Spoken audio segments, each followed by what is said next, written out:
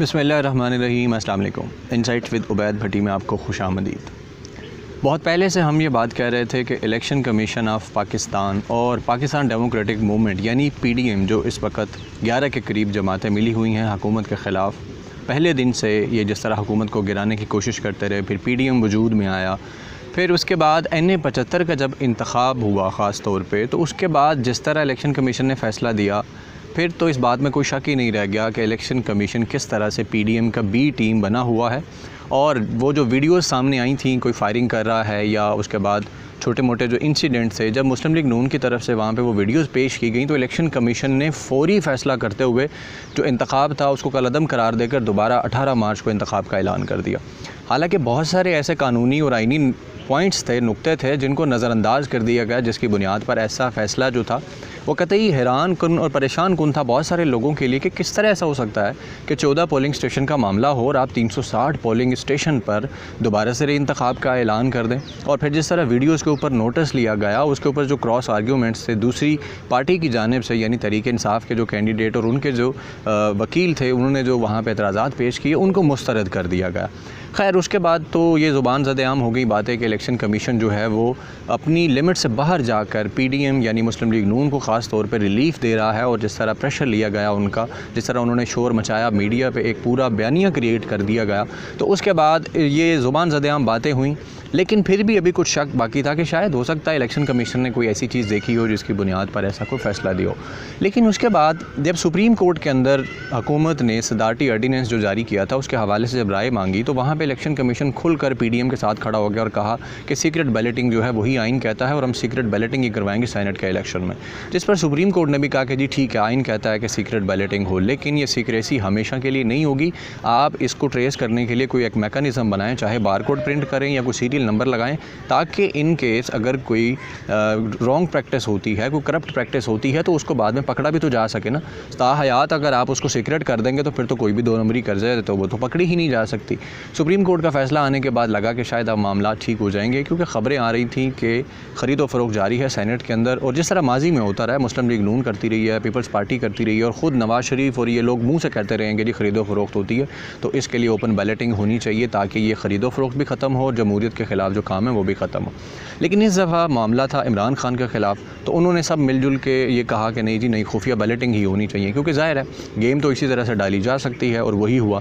फिर election commission ने आगे से कह दिया कि जनाब हमारे पास टाइम थोड़ा है, तो इस वजह से हम आइंदा इंतखाबात में जो है ना इसके ऊपर सीरियल नंबर भी लगाएंगे और वो जो कुछ भी हो सका वो करेंगे, लेकिन इस बार इसको ऐसा ही जाने दें। हालांकि सब देख रहे थे, मीडिया पे ख़बरें आ रही थी कि ख़रीदो फ़रोख्त होने जा रही है, गेम बन रही है। उसके पहले राजा परवेज़ अशरफ जो साबिक़ वज़ीर-ए-आज़म थे पीपल्स पार्टी के, उन्होंने असम्बली फ़्लोर के अंदर ये बयान दिया हुआ था कि जी एडवांस पकड़ लिया गया है। फिर उसके बाद इमरान खान जो वज़ीर-ए-आज़म है, उन्होंने कहा कि मुझे रिपोर्ट्स मिल रही हैं, ख़रीदो फ़रोख्त होने जा रही है, इलेक्शन कमीशन इसके ऊपर कुछ ना कुछ करे।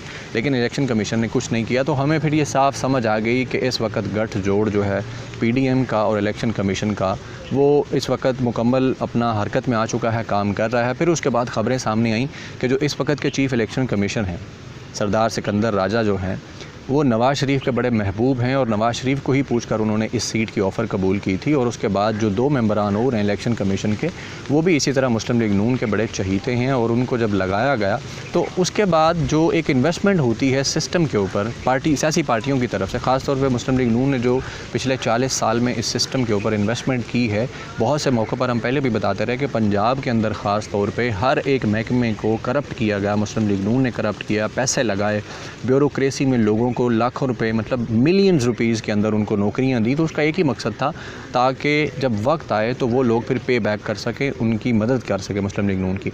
और ये ऐसा ही हो रहा है। और इलेक्शन कमीशन में आप देख लें, जो चीफ़ इलेक्शन कमिश्नर हैं वो नवाज़ शरीफ के जो साबिक़ प्रिंसिपल एक सेक्रेटरी थे, उनके दामाद हैं। फिर उसके बाद जिस तरह ये ख़बर आई कि उन्होंने नवाज़ शरीफ से पूछकर ये सीट कबूल की, फिर उसके ऊपर दी न्यूज़ की जो ख़बर सामने आई कि दी न्यूज़ की ये ख़बर थी कि नवाज़ शरीफ के साथ उनके बड़े करीबी ताल्लुकात हैं। और उसके अलावा नवाज़ शरीफ को जब परवेज़ मुशर्रफ ने गिरफ़्तार किया था 1999 के मिलिट्री कू के बाद, तो ये वहाँ पे उनको मिलने भी जाते रहे। तो जब इतने करीबी ताल्लुकात होंगे तो फिर ज़ाहिर है इसी तरह से होगा जो कि अब हो रहा है। फिर उसके बाद तहरीक इंसाफ ने जब रुख किया इलेक्शन कमीशन का कि यूसुफ रज़ा गिलानी ने अपसेट किया है और ये सिर्फ़ और सिर्फ ख़रीदो फ़रोख्त के नतीजे में हुआ। अंडरस्टूड बात थी, हर एक जो है छोटी से छोटा मतलब कह लें कि जो जिसकी समझ बूझ ना हो, कॉमन सेंस बड़ी थोड़ी हो, उसको भी समझ आ रहा था कि कैसे 20 अरकान टूट गए।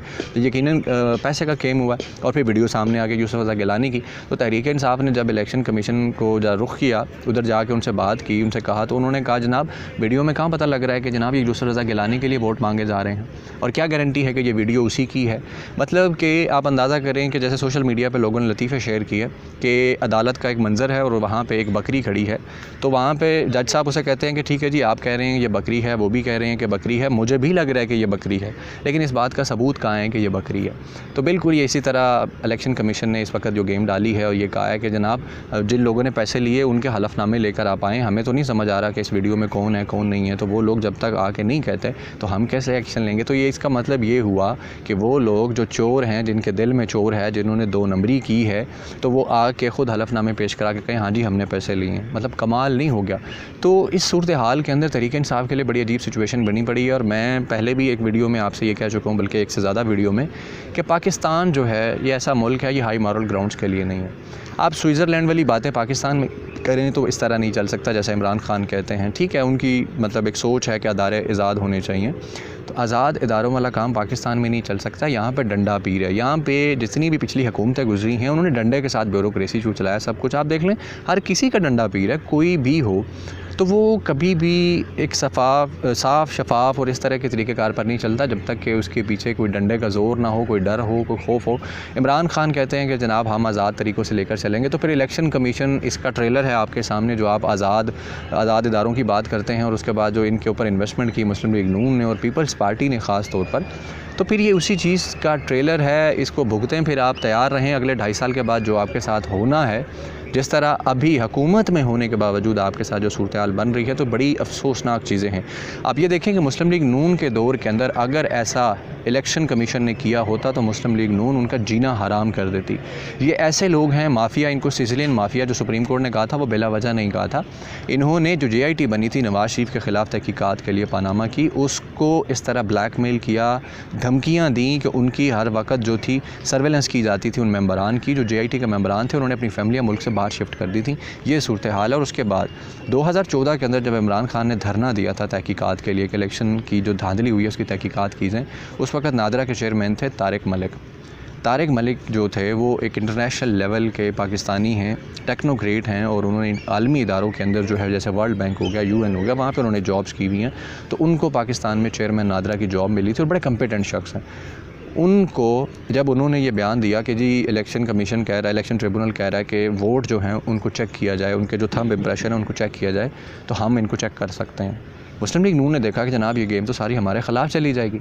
उन्होंने तारिक मलिक को इस कदर जहनी टीज़ किया, उनकी बेटी जो थी उसकी सर्वेलेंस की गई, उनकी छोटी बेटी जो थी, और उसके बाद उनको धमकियां दी गई कि हम जनाब आपके बीवी बच्चों को मार देंगे, आपको ज़िंदा नहीं रहने देंगे अगर आपने इस तरह की कोई हरकत की। तो मजबूरन तारिक मलिक जो थे उन्होंने इस्तीफ़ा दिया और मुल्क छोड़ कर चले गए। हालाँकि चेयरमैन नादरा की जो पोस्ट है वो आइनी पोस्ट है, जिस तरह इलेक्शन कमिश्नर की पोस्ट आइनी पोस्ट है कि इसके ख़िलाफ़ क्या हो सकता है। तो हुकूमत के पास इस वक्त ऑप्शन ये है कि अगर इस सूरत हाल को कंट्रोल करना चाहती है और 2023 का इलेक्शन जो है उसको फ्री एंड फेयर करना चाहती है, तो चीफ़ इलेक्शन कमिश्नर और मेंबरान जो कि इस वक्त पार्टी बने हुए हैं PDM के साथ मिलकर और हुकूमत के ख़िलाफ़, सारी दुनिया की आंखों में धूल झोंक कर, सबको नज़र आ रहा है, वीडियोज़ आई, ऑडियोज़ आई, मुँह से इकरार किया अली हैदर गिलानी ने कि जनाब मैं हूँ ये वीडियो में और मैं लोगों को तरीका बता रहा था वोट कैसे ज़ाया करना है।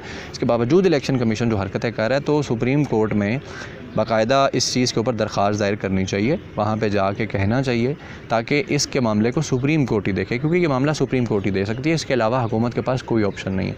उसके बाद इस्लामाबाद हाई कोर्ट में तहरीक इंसाफ ने जाके दरख्वास्त दी थी, तो उसको उन्होंने मुस्तरद कर दिया ये कह कर के इलेक्शन कमीशन के अंदर जो है वो मामला चल रहा है। अब इलेक्शन कमीशन में एक दरख्वास्त और पड़ी है, आलिया हमज़ा जो तहरीक इंसाफ की तरफ से MNA हैं, उन्होंने वहाँ पर वो दरख्वास्त दी है। अब उसके ऊपर समाअत होनी है, उसके ऊपर भी कुछ नहीं होगा। जैसे पहले कल जो कुछ हुआ, जिस तरह आपने देखा कि इलेक्शन कमीशन अपनी ही जारी करदा प्रेस रिलीज़ से मुकर गया।